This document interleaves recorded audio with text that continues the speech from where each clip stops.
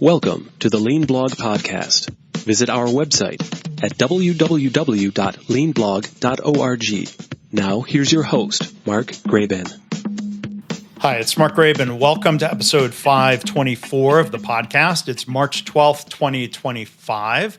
Our guest today is John Willis, and we're going to be exploring how Lean, Agile, and Dr. Deming's timeless philosophies kind of intersect with modern IT operations. John's going to share a lot of practical insights into continuous improvement, emerging technologies, the importance of psychological safety, and systems thinking as it relates to today's digital landscape and what might be ahead of us. So, who knows, as fast as technology's changing, but I think there's something to be said for having timeless principles, including Deming principles and philosophies to fall back on in times of uncertainty. So anyway, to learn more about John, his books and more, look for links in the show notes or go to leanblog.org/524. And our guest today is John Willis. He's an accomplished IT management expert with over 45 years of experience. His extensive body of work includes his book, Deming's Journey to Profound Knowledge, and he co-authored the book, The DevOps Handbook. He also hosts, there's no co involved, he hosts a podcast that I was recently on called Profound. There's that phrase from Dr. Deming, profound knowledge. And we had a great conversation there. We get to turn the tables and continue the conversation. So before I tell you more about John, welcome to the podcast. How are you? Oh, great, Mark. Thank you. Like I think I told you in our other podcast that, when I first went seeking for Deming, some of your blogs were the first ones that I found, and we'll get into sort of how I got into him. But I've been sort of following you before I even knew you. So yeah. Well, and we crossed paths. We were both at a conference last September, the Global Lean Summit that Jared Thatcher and Anna Thatcher produced. So I'm glad we were able to cross paths there. It was a great event. I'm going to be back there again this year. Or will you be back, John? Or? Yeah, I need to talk to Jared. So yeah, I probably, but okay. I want to have a conversation about what Yeah. No pressure, but it would be good to see you there. I've enjoyed talking to you. So let me tell you a little bit more about John. He is focused on DevOps, DevSecOps, IT risk, modern governance, and audit compliance. Over the course of his career, he has sold companies to Docker and to Dell, and he played a foundational role at Opscode, now called Chef. In addition, John founded Gulf Breeze Software, an award-winning IBM business partner that was recognized for its successful deployment of Tivoli technology for enterprise clients.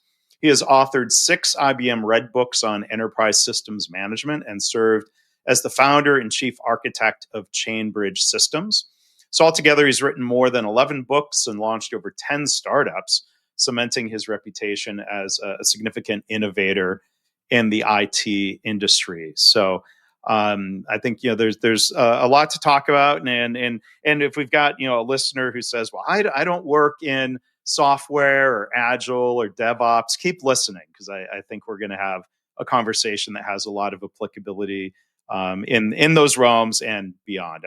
I think you would agree, John. I'm glad you said that, because as we get into Deming, that was one of the beauty of what Deming did, right? He literally showed the world that you could do other than just statistical quality parts control, that you could use these methodologies and ideas, which you've embraced and I've embraced. So yes, hang on. At least give me 10 minutes before you give us a chance.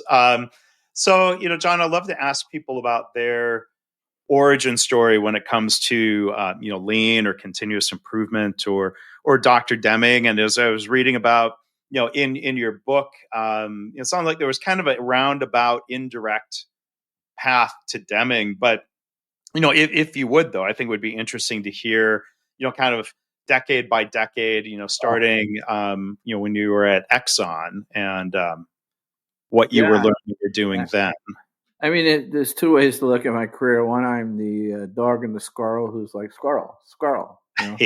Or I'm like an innovator who catches a wave, least before the next decade of the wave occurs. So you can pick your poison. But yeah, I started out at Exxon Corporation in literally the 80s, in 1979, 80. And, for those old enough, that was the oil boom. And so I looked into, and it wasn't just oil, probably, it was really geophysical discovery. So one of my claims to fame that actually launched me into the software business was we got the first commercial Cray. We were the 100th Cray ever made. Supercomputer, right? Yes, for you youngins, these are like world class. They were like GPUs, but they were like as big as a room. Yeah. If you want to put it in perspective.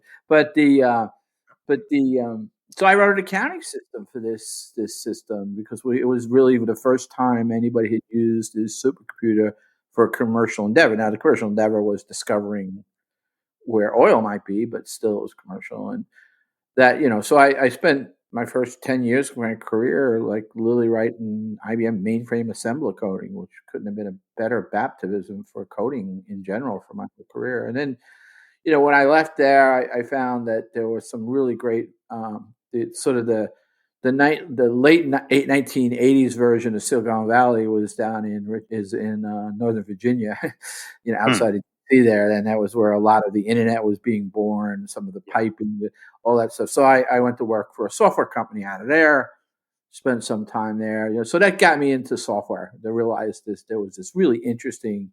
There's the corporate. I'm glad I got some corporate time because I tell young kids, like you might want to start out in the corporate world and find out if you like it.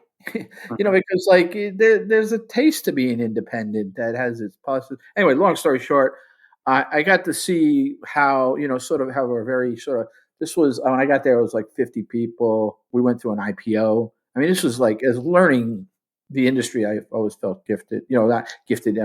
Been given the gift. Yeah. Worked through that and made actually a fair amount of money at about 22 years old.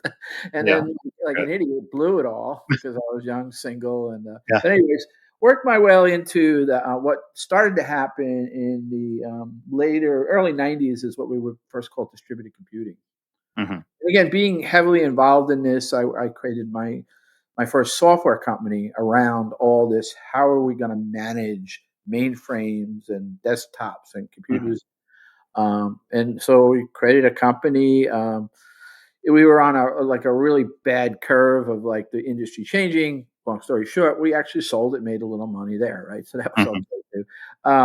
And then I guess that got me into more modern stuff, right? Like let's jump ahead. It's like there's a lot of stuff in between, but I think the stuff that got really interesting, which was I had heard a friend of mine. So I've always been what we would call an infrastructure and operations person. Okay. So most of my career is like figuring out how to help a bank run anything from how you deliver the software to the security to even the physical. Less that these days, but certainly early in my career, a lot of sort of physical capacity, physical wiring, physical. How do you manage it from a software side? And so I spent like most of my career in what I would call INO. And and as we got into this sort of the early cloud, but more importantly, this sort of DevOps thing that didn't really exist yet, we saw the distribution patterns of you had agile, right? So you had lean, right? So lean is manifesting in a lot of ways. It's got sort of a little bit of gravity in IT. Yeah, I forget the book Lean IT was written, and then Steve Bell. Steve Bell. Yeah, he was actually an early co-author of the DevOps Handbook, but he dropped out. Just if you want some trivia, but then Tom and Mary Poppendike. Yeah, that's what I was going to say. They've been on the podcast here, right? Okay, yeah. Those two are like just glorious treasures, So I every time I get a chance to be with those two, it's just amazing. But yeah, like what she did, and I wrote about her in my Deming book, right? Like how excused not really excused, but there's the profound nature of what that book did, right? This idea that there was all this sort of hospital and like other areas that were doing lean, and she sort of transferred it to software development, and it literally. It grabbed hold of the whole agile, the early agile people. It made sense to everybody, right? not yet the operations folk. Which and so this thing is sort of growing. I'm sort of and the real constraint was that we had, there was a lot of developers growing, and there were a lot of infrastructure people, and they just weren't communicating. And so so a gentleman named Patrick Barr ran an event called DevOps Days. We've had some rumblings of things like this. We had ops management camps, but I was the only American at that event. And it was about 40 or 50 people who went out and started the DevOps in Australia, started in England, started in Europe. And I'm the one that came back and started in the US with my good friend, Damon Edwards. We ran the first DevOps days in Mountain View, actually at LinkedIn. And what was interesting is Gene Kim and I got on a panel. Now, I knew who Gene Kim was. Because I had read, for us ops people, Visible Ops is sort of our coffee stained, pull it out of your, everybody had a copy if you ran any large infrastructure. But I didn't really know who he was by face, so I'm on a panel with him, and next thing I get off the panel, and my friend Damon comes up, you know who that was? I'm like, panel guy number 3, I don't know. And he's like, no, that was Gene Kim. I'm like, no. And I go looking for him, I can't find him. So what happens is, we agree to meet at South by Southwest. Gene is doing a presentation, and we have coffee, and he tells me about this book he's about halfway done, which is the Phoenix Project. Yeah. And I'm like, wow, this is really interesting. And he gave me the greatest gift. This was the on-ramp to my Deming sort of fascination, or sort of unspinning vortex of this guy getting in your head, Dr. Deming. But he went ahead, and the greatest gift I think Gene ever gave me, and Gene has done a lot of things in my career, but for me. But he said, I really want you to read this book about the Elliot Goldratt guy. Yeah, the goal. Go. I'm like, sure. You say, but when Gene tells me to read a book in bold caps, I read it. Like he's the one that told me to read Toyota Kata. He's the one that told me High Velocity Edge. I had no idea who Mike Rother was or Steven Stewart was. Yeah. And he just sent me an email. You must read this book, right? Mm-hmm. So I read that book, and then I read like 3 or 4 go-rounds. I'm like, oh my God, this guy is my soul. This is amazing. And ultimately, as we kept the conversation going, so that started me on this journey, and I'll come back to that, which gets me into sort of last sort of decade or so. Yeah. But at the same time, we start talking about. One of the things that actually happened at that first meeting South by Southwest, Gene was not, and he said this publicly, not convinced the Phoenix Project was really grounded in this new concept of DevOps. Mm-hmm. And so he said that and asked me, he didn't say it exactly like this, but is this a sham? Those weren't his exact words. Mm-hmm. And I'm like, and he quotes this all the time. I say, Gene, no, for people in operations, it's like we've been lost at sea, and it's the lighthouse to bring us back. And he's often quoted, and then that was the light bulb went off. Sorry, double metaphor. The light went off, and he decided to really focus his telling of his book about this is a DevOps story, and that's where we started talking about we're going to need a prescriptive. The Phoenix Project is a novel. It's just like the Goal. Elliot Goldratt had the same problem. You'd read the novel and you'd say, okay, now what do I do? So we knew that was going to come. So we started having the conversations about writing a book, that was more of a prescriptive guide. And we started collecting evidence from the conferences that we ran, and we called it DevOps Handbook.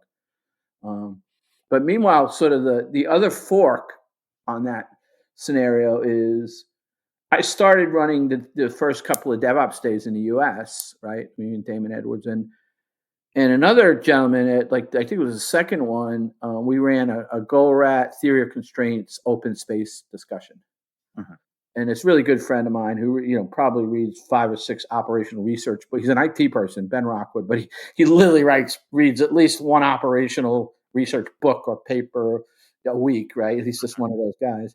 And so he really didn't do this, but sort of in a way, oh, John, it all goes back to this guy called Dr. Deming. Yeah.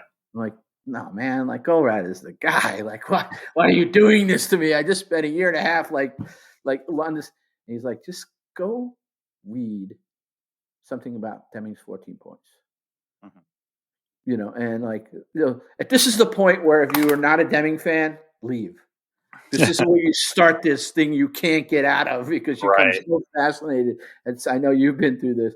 And so I did. And I spent, basically a good solid year just trying to figure out who this guy was. Yeah. And we were finishing DevOps Handbook. And I started this presentation called Deming to DevOps, where I really was like, oh my God, like this non-deterministic mathematical physicist literally was explaining for 70, 80 years the things that we put in PowerPoint slides or Google Slides decks in our Deming presentations. Yeah. Mm-hmm. And that just started this incredible journey to the point where I, once we finished the handbook a little while later, I wanted to do, so there's the goal and there's beyond the goal. So if you read the goal and you haven't read listen to the audio only beyond the goal. And I went to Gene, it was a couple of years in, I said, we probably should prepare for something like a Beyond the Phoenix project in the sort of somewhat, modeled after the idea that you might have a better story to tell about a book. And we plan to do it audio only. And what we wound up doing is he explained how he wrote the book, The Phoenix Project, explained how he researched GoRat. And I, at that point, was so deep into Deming that I literally laid out, an audio section on Deming, and then we put it all together in Lean, how to inflect Lean, how to affect Agile, how to sort of really be the plumbing of DevOps. And at that point, after we published the audio-only book, Deming to DevOps, Beyond the Phoenix Project. I get my books right. Yeah. Gene said to me, you need to write a book about this guy. And so for the next 8 or 9 years, I just collected stories and different things that I read. And at some point, I realized there was an architecture or an arc, not an architecture, an arc to this book to tell a story. I'm a big Michael Lewis fan.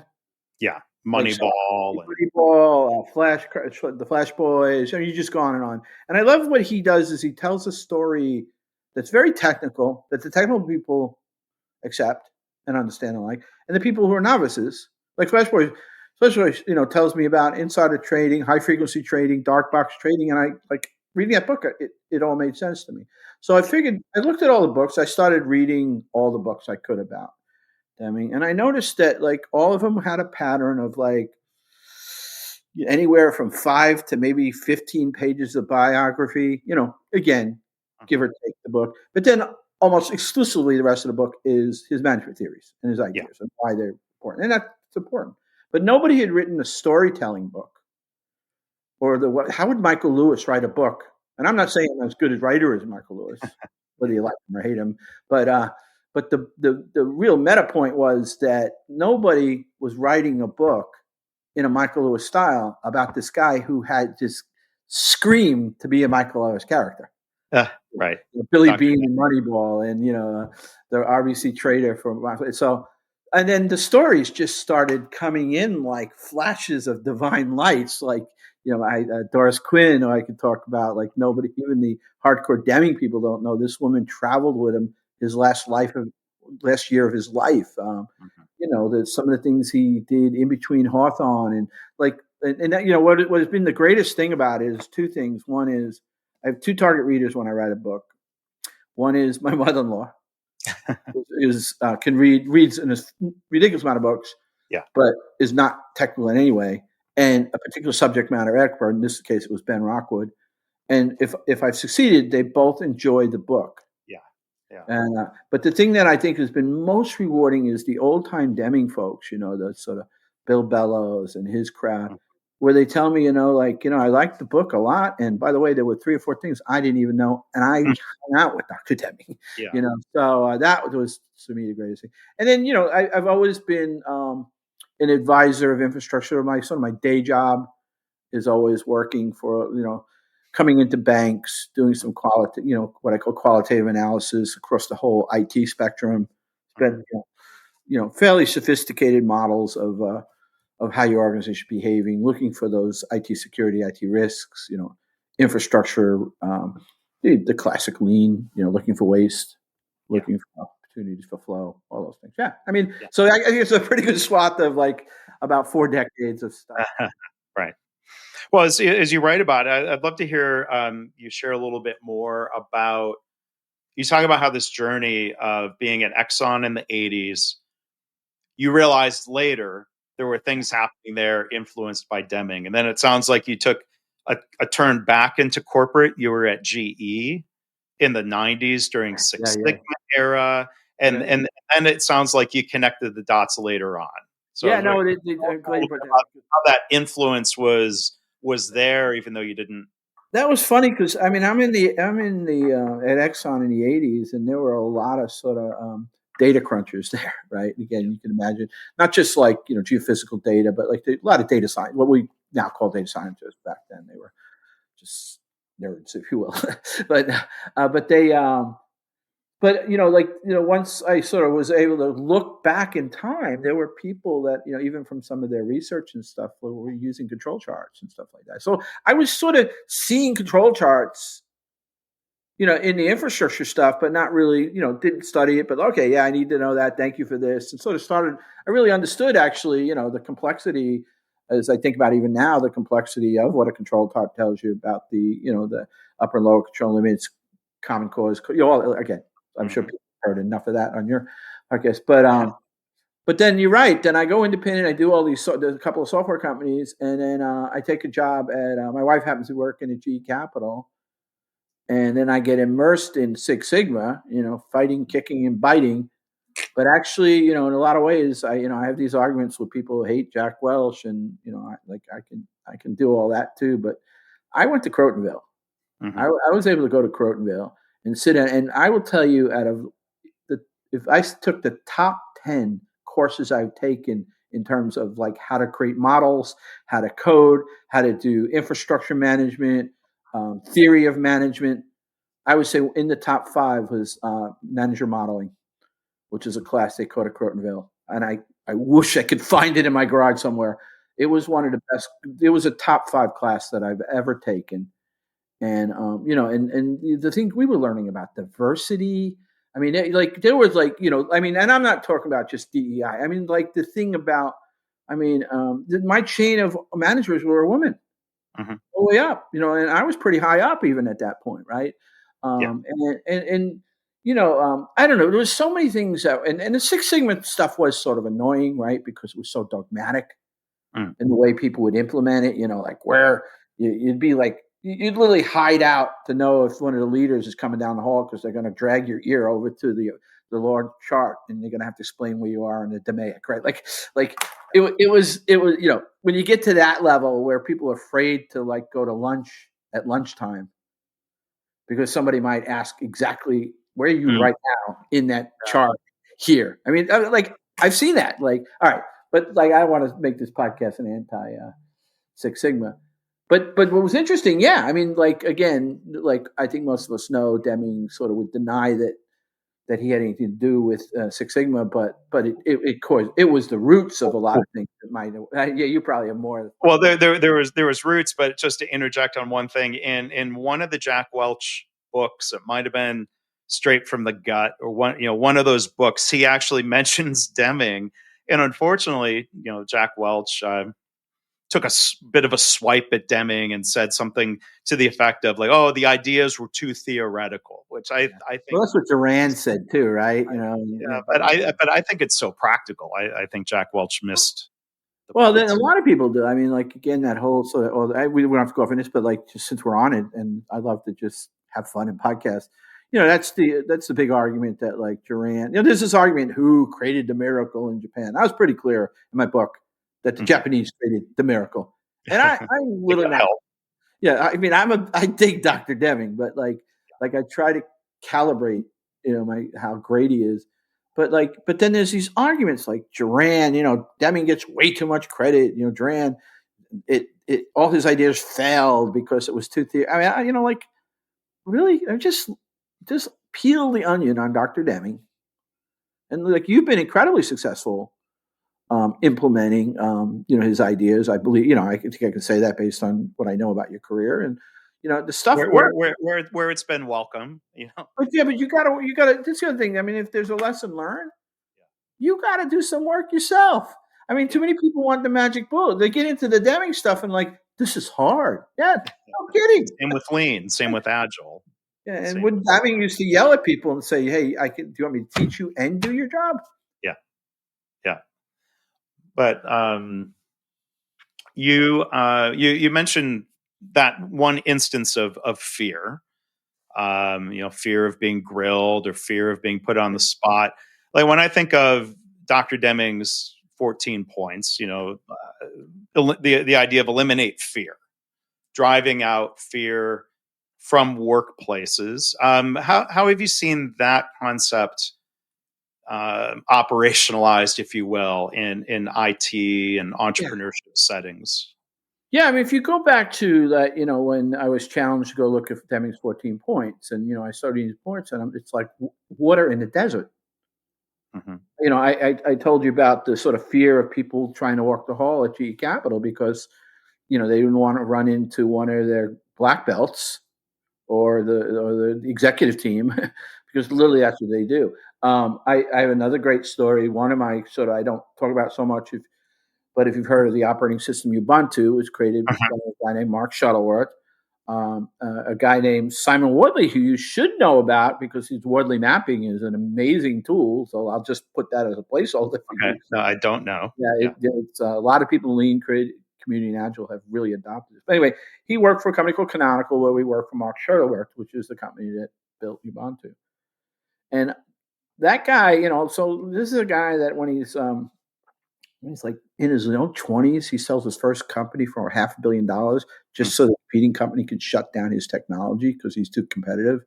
Yeah. Then gets to invest it, doubles his money, and as a hobby decides to write a competing operating system that competes mostly with Windows, but it was a Unix based. Right. But the guy was like a crazy rich CEO, right? And so one of the things when you went to their headquarters in London, you'd watch this pattern because he was like the guy that would put his fingers on everything. And so the fear would be, these people would be like, they had his schedule down, almost like you could have done a control chart to make sure you didn't see him. Because if you saw him, you're like, what are you working on? And then you're like, well, we're putting out this release tomorrow. It's pretty much ready to go. Let me see it. And I'm not kidding. He'd literally walk you back to your office and he'd be like, I want that to be green. That should be yellow. Like the thing is like cut off everything. And again, like what people don't realize, okay, there's a lot of CEOs or twiddlers that want to have the hands in everything. And we can talk about the meddling of that. But what really creates a disruption in an organization is when those second order effects, where you're like disrupting the sort of the Deming says the joy in work, the schedule, the way people are like building. They talk about like the classic, like they build a park and then there's a sidewalk and then all of a sudden becomes a path that becomes like like what you're doing is you're sort of creating that disruptive flow in your organization. And if I thought about it harder, I could think over and over of like situations where things are absolutely wrong. There's no way this software can go out. I can't tell you how many releases big name software releases that somehow I was involved as a consultant or not, that had disastrous results where everybody in the room, except the person who was responsible for the delivery date, basically disagreed that product should go out the door that next day. And nobody would say a word, right? And so I get to Deming's 14 points and all those things. I was like, this is my life. Yeah, this guy's describing in a way that I just haven't really been able to put in a template. Yeah. So yes, fear is probably one of. If joy is the best part of his advice, fear is the sort of worst part of. Well, being see where fear saps the joy out of work. And in the book you mentioned, it's a phrase that wasn't used in Dr. Deming's time, but you use the phrase psychological safety. That's right. And you cite Amy Edmondson. What do you have stories or examples that kind of just back to this idea of people being afraid to speak up? And what can be done to counter that? I guess Deming would say substitute leadership. Yeah, I think that, like one of the things we learned, so a big thing in infrastructure and operations, I apologize, people know this already, but incident management is a critical place where you can literally start using a lot of the advice from a lot of the management leaders, lean, agile, you know. What kind of incidents? Well, just with the impact of it. So incidents are like usually something goes wrong. Yeah. Right. Something goes wrong, and the manifestation of that is maybe customers can't order books, or you can't do an ATM. Like, again, everybody knows that end of it, right? But so that so in incident management, what you find is there's a lot of great Deming principles in terms of, so fear is, and I'll get to how I have an industry, and I wrote about some of this, but the whole last third of my book is what would Deming done if he lived in the sort of cyber crises and all this stuff, right? But what would happen is, you would literally, there would be, sort of this ridiculously deterministic root cause, Bill did it, because Bill's not here today, right? Overly simplistic and blaming. Yeah, or it was even like if you've read any Eric Ries's his Lean Startup book, right? He shows the example of the Joe brought down the system, and they use the 5 whys. So we talk about the 5 whys. 5 whys, if you interpret it as 5 questions and you're done, you don't understand it. If you use it as enough places to get to a reasonable probability of what might have never root cause happened. But he does a great example of, okay, and you can use these on airline crashes too, but he does this thing like Joe brought down the system. Okay, why did Joe bring down the system? Well, Joe was a new employee. Okay, why being a new employee might have, because you were down at the third question. So, well, because he got in at a date where we wind up skipping individual coding intro employee training every other month to save money. So he met this weird, and by the way, the Air Alaska is almost an identical in terms of fixing an engine, where one plane got caught in the middle of a change schedule of maintenance that statistically said you could skip a month, but it wound up going like 4 months or 3 months. Anyway, so, and he goes to well, what would the training have done? Well, why would the training? Well, because they had guardrails, these libraries that were guardrails that he probably didn't know about, that he might have implemented, and then therefore the sort of luxury that everybody else had, he didn't have for a common mistake that every coder on the planet. Nobody writes perfect code, and so the point was, we were starting to realize a lot of and actually bringing in a lot of cognitive AI, airline safety, all this guys like Dr. Woods, Sidney Decker, and those guys started showing up in our conversation. We first called them blameless postmortems. Mm-hmm. And then a friend of mine used to teach a class on how to do blameless postmortem. And you play games, you'd say, okay, describe the incident. Well, Bill, it was a sort of fun whack-a-mole game where you and how hard it would be to watch. I've been in some of these where to watch people yeah, you're right, I can't say his name. Can I say he? No, you can't say he. And that has matured into a level we call it learning from incidents, or the LFI Institute, right? Mm-hmm. So and what that uncovers is a lot of so now let's go to the core of what I wanted to write about in the book, which is the system of profound knowledge, right? And so if you sort of analyze, so the system of profound knowledge, most people might know who read this, right? And it's mostly described in his New Economics book, but it's basically SOPK. And there are what Deming said in sort of my interpretation, using the words that I would use now versus what he used. I would say there are 4 elements to understand complexity. And everything we do is these complex domains, right? And involve complex systems. And so one of them is, and I think of them, people have yelled at me. I think there's an order here, but and I almost got physically beat up over LinkedIn calling but yeah. So I think there's an order, right?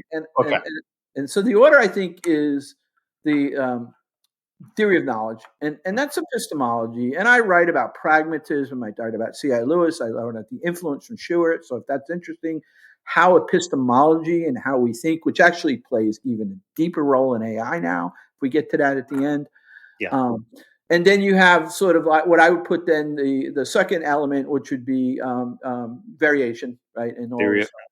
Then I would say is the question that I asked in the book is, if you put it in this order, And I know they say it should be no order, it should be all the four things, but I think the first question is, do we question what we think we know?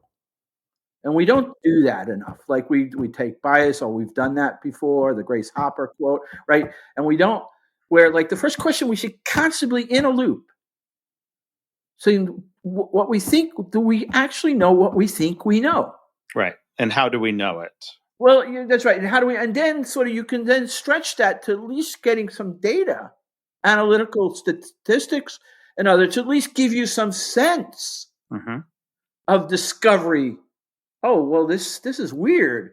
One of the things I love about control charts, again, I haven't done them in anger like some you've done and other people done, but the thing I love about control charts is, and this is another sort of really hacked up Deming quote, but like you said, that like the job of the statistician is not to solve the problem; it's to get the subject matter expert to look for the problem.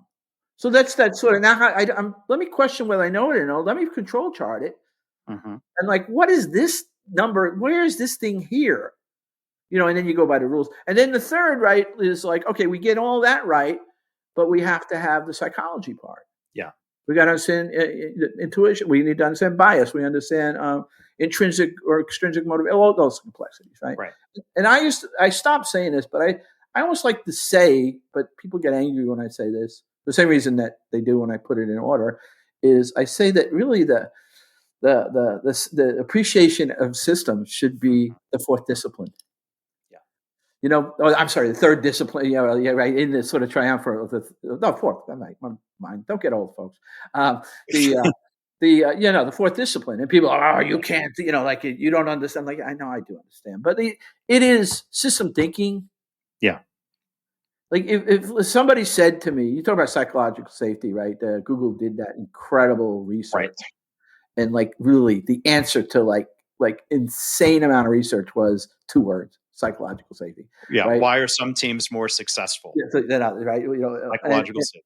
Yeah. And I would say if I only had 2 words to express how to improve all technology and even all business, and I was only given 2 words, systems thinking. Yeah. Yeah. And so anyway, so like that thing, when you look at it from taking this all the way back to like the sort of the idea of what have I learned and how did this apply, incident management, in IT, like I think Joe went down the system, or I think it was that library, or I think it was, that electrical outage we had there. Well, how do you know that? Right. And do you really know that? Do you know this, or is it a guess or a hypothesis? And for years, our industry in IT and stuff, we've been terrible at, blame or like root cause. It had to be billed, write it down a bill, or napkin based. It started at 8. It ended at 8:36, I think, because I wrote those numbers down. And then, by the way, a system that runs, like an order of magnitude larger than trillions in an hour of transactions or instructions literally can't be described by one sentence of why the outage happened. Like the complexity of modern systems, like from networks to storage to the complexity of compute, and to say that. So what we've learned is when we do blameless postmortems, we stay religiously away from trying to find a root cause. We religiously stay away from trying to blame anybody, and we honor that these are complex systems and there might be multiple answers and there might be no answer to the question. And then we think about how we prove. And that allows us to, so we do some statistical analysis. We, the psychological safety, guys like John Osbar, and we can point to him. He worked at Etsy, and they would have like a new employee come in and these postmortem and say, "Hey guys, we don't have to review this. I know what I did it, and we don't need to look at it." And they would, no, we're going to look at it. Yeah, but I know what it finds out the person didn't really know what it was. Yeah. And then you sort of wrap that in that, like, I love Bill Bellow's discussion. He's probably one of my favorite people when he tries to explain Taguchi and these things about how you look at systems and really ultimately, he's a big ACOF. He got to hang out with ACOF, and so like just mirror everything Bellow says about system thinking, and I'm all in. And Lily, it's the fourth And so again, all of that, did your outage cause latency? You were a database, incident. Like, how did it affect, ordering, wasabi on some, like that might have been not the direct correlation with system thinking, right? Again, so all of that. So yes, so I think, and like I can go into all the other aspects of IT and IT infrastructure, all those ideas, and they're the same fundamental ideas. Think, do scientific method.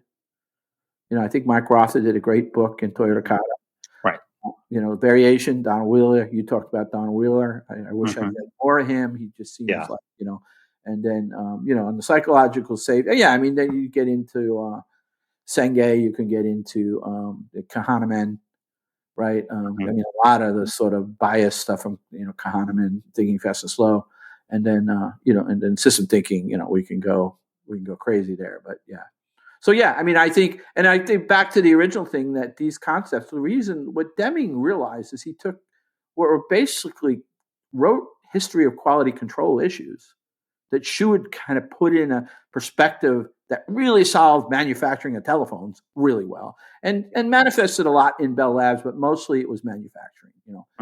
What Deming did, in a general way, is he took those ideas and he created templates for any possible industry, but him, using it in labor and statistics, using it, in different places. And I think these, the reason, so, what's kind of funny, you should probably never invite me back on podcasts because I don't shut up, but I remember when I first heard the idea of this title of system profound knowledge, I thought, yeah, okay. I read his 14 points. He's pretty smart. It doesn't annoy me. But I remember explaining it once to a really good friend of mine who didn't know anything about Deming, and he said, "Yeah, that's pretty arrogant." Right? Call yourself or your work profound. Yeah, you call your own work profound. But then, one of the things I talked about in the book, there was a conversation he had, and you had to understand Deming speak, and I know you do.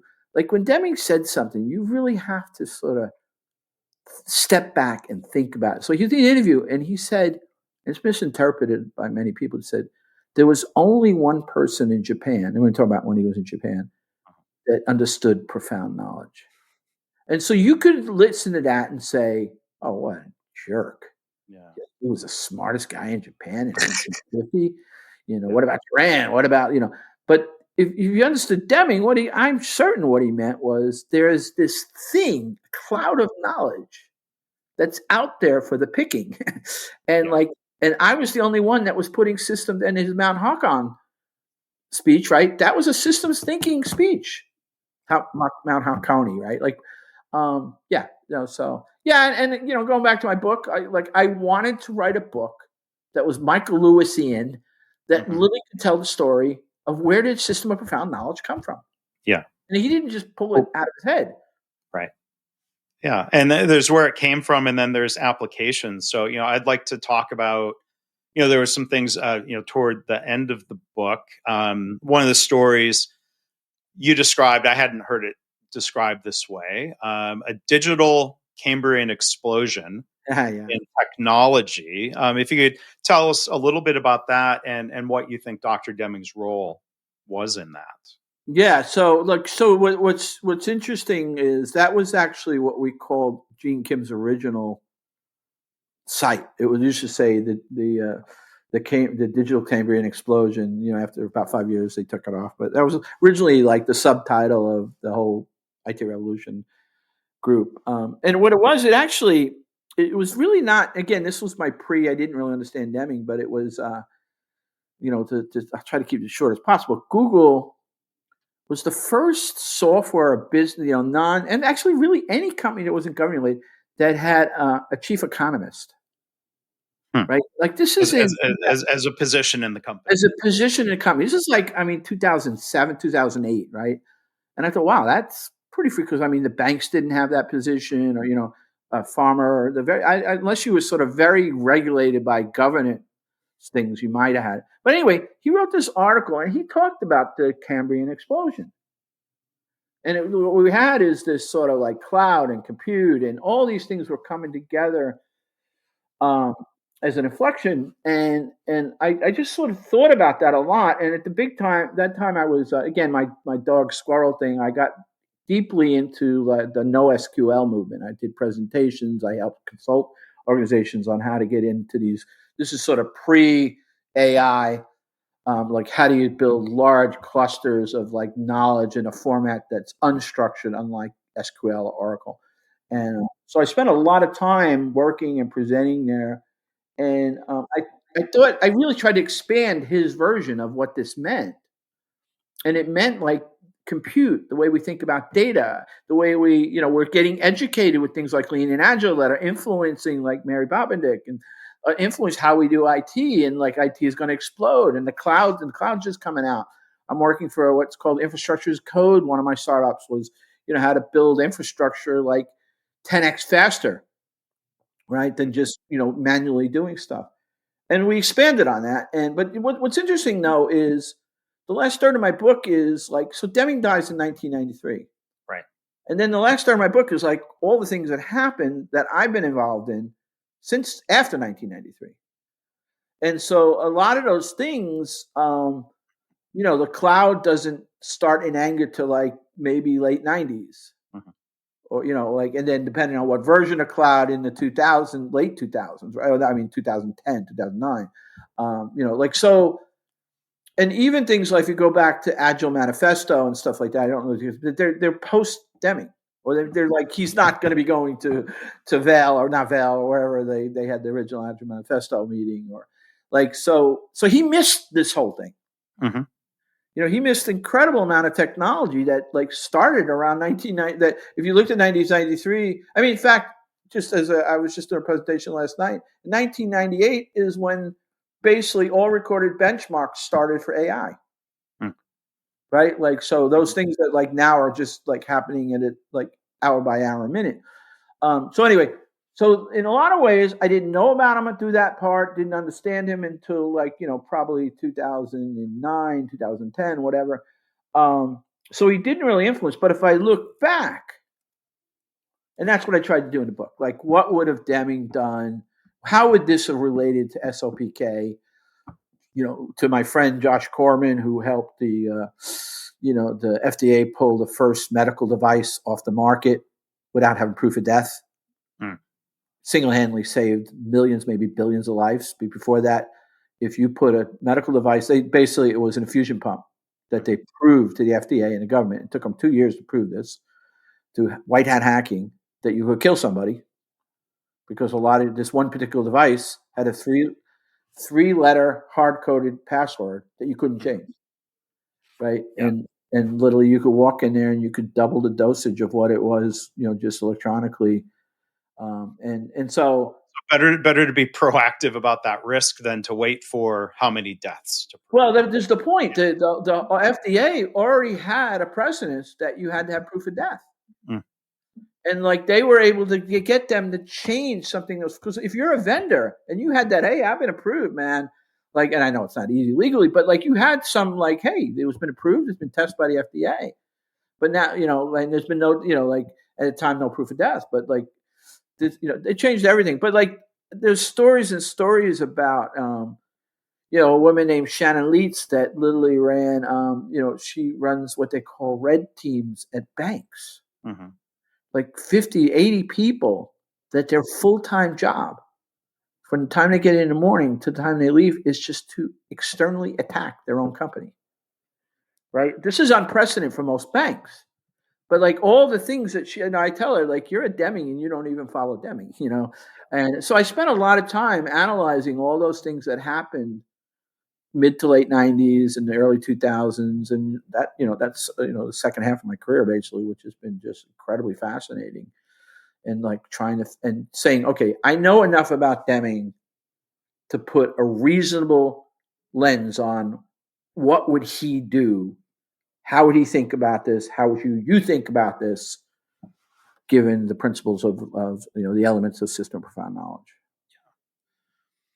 One of the other things you write about is the threat of cyber terrorism and why. I mean, this is stepping back a little bit from Lean. This is just my curiosity taking it this direction. I mean, why do you say that's one of the biggest threats to the world today.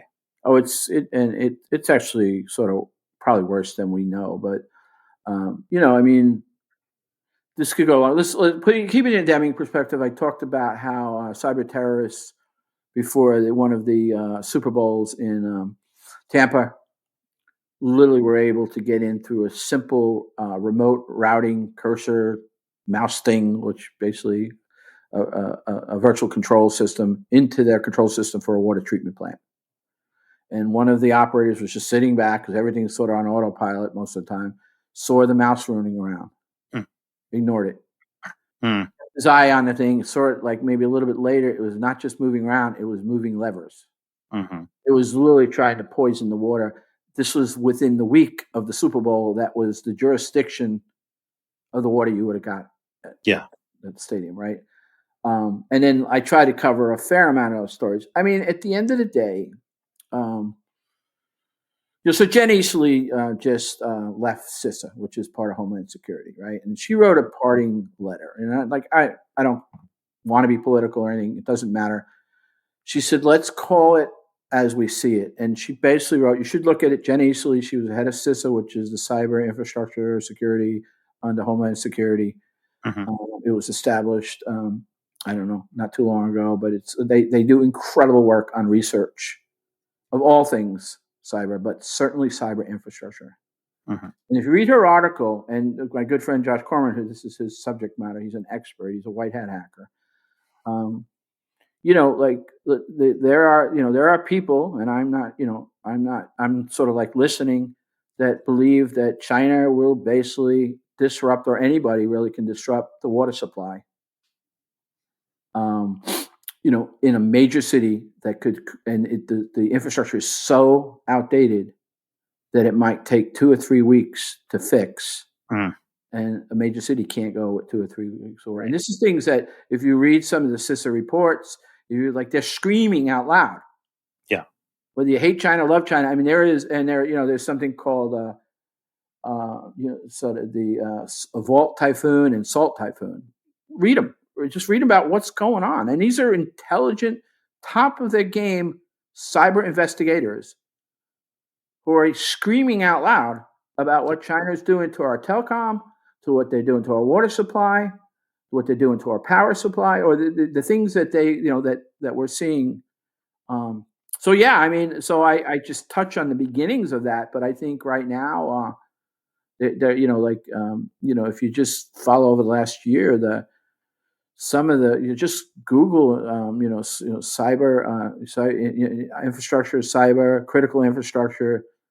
I mean, I lose an hour of sleep a night on this subject. So yeah. I see the articles. I just did a quick search about her stepping down. If you could send me a link to that piece, that letter, I'll put a link to that. But I mean, this sounds like it seems like how to say this? There's some human nature where we are not good at being proactive when it comes to big systemic risks. We'll wait and react. I mean, even this collision, I was reading a big New York Times piece the other day, the collision between the Army helicopter and the American Airlines regional jet, as we're recording this on February 13th.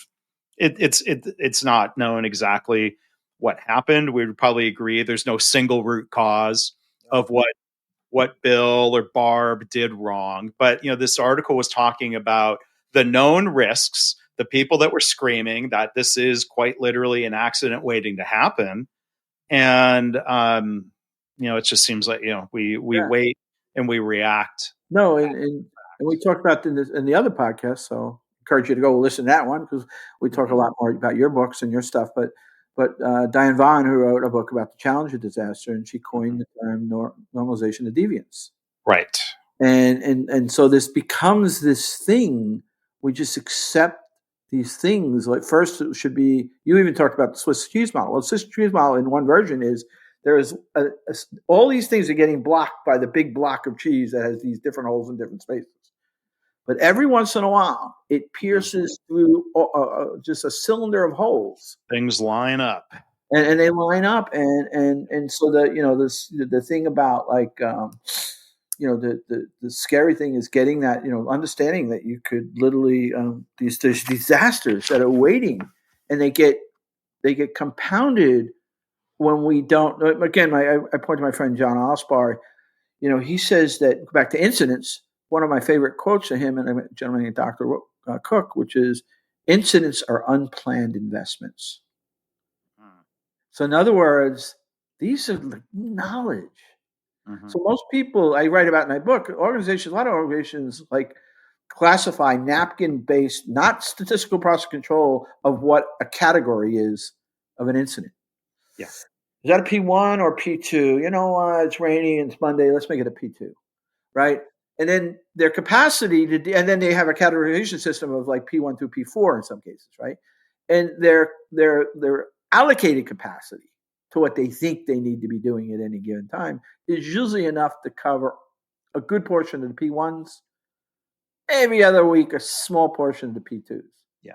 And what John Osbar would say, well, there's two ways to look at it. What John Osbar would say is those P2, P3s, and P4s are incredible amount of knowledge. If we aggregated it, if we did something simple like put statistical process control on it, we might see unbelievable data of that potential, the P Talis, the black swan guy, we call a black swan, right? And we call black swans, but they're just sitting there. And this is why I love your book about accidents. They're just sitting there. And that the other thing is, Decker would say that, I love my quote. Sidney Decker was a prolific writer about airline safety and hospital safety. He said that, Murphy's Law is wrong.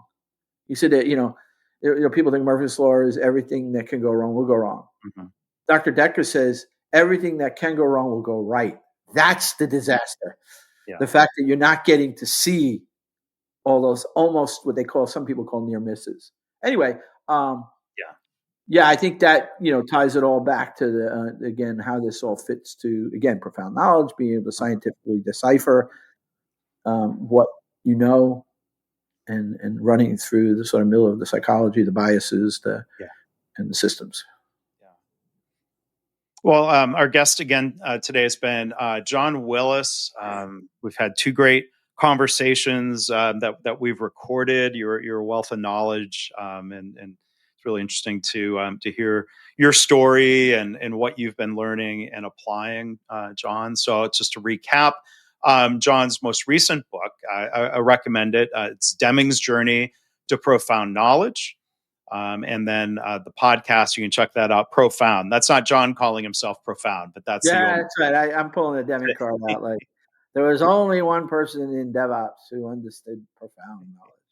And just a little quick, I know we're sort of running late on the edge, but I've just spent the last year and a half writing another book about the history of AI. It's called Rebels of Reason. It actually is very much like how would Michael Lewis write a book about the history of AI? And then just like I found in the Deming, the humans and the stories are just, so it is really, there's an epistemological view of why this is important. You should understand the history of, there's a famous AI quote by the guy who coined AI. He said that, once you know how it works, we don't call it AI, right? So this history helps you understand what's hype, hopefully 2 Mondays ago, or the markets crashed because some nonsense paper that wasn't even, if you weren't following the whole China deep sea thing. So that's my book, and it has beautiful stories, and it's beautiful stories of people, and you'll get a sense of why we're here right now with this thing, and actually where it's going. So I'm really excited. I should have the first distributable copies in April, May. Oh, so. Okay. Well, I'll look forward to that. There's a lot to learn. It's called Rebels of Reason, meaning that all these people that helped us get to this ChatGPT moment were these interesting rebels that just didn't give up, had faith. They were never told no. They didn't fall prey to dogma, and they were like Don Quixote, and now I'm going nuts, but in their sort of quest to solve a problem that they knew had to be solved, but they didn't know what it was. Yeah. Yeah. Well, John, thanks again for being here today. Thank you again for having me on your podcast, and I'll look forward to talking to you more and crossing. Yeah, you'll see at some of the conferences, and it's good. It was great. Thank you for inviting me. Thanks for listening. This has been the Lean Blog Podcast. For Lean news and commentary updated daily, visit www.leanblog.org. If you have any questions or comments about this podcast, email Mark at leanpodcast@gmail.com.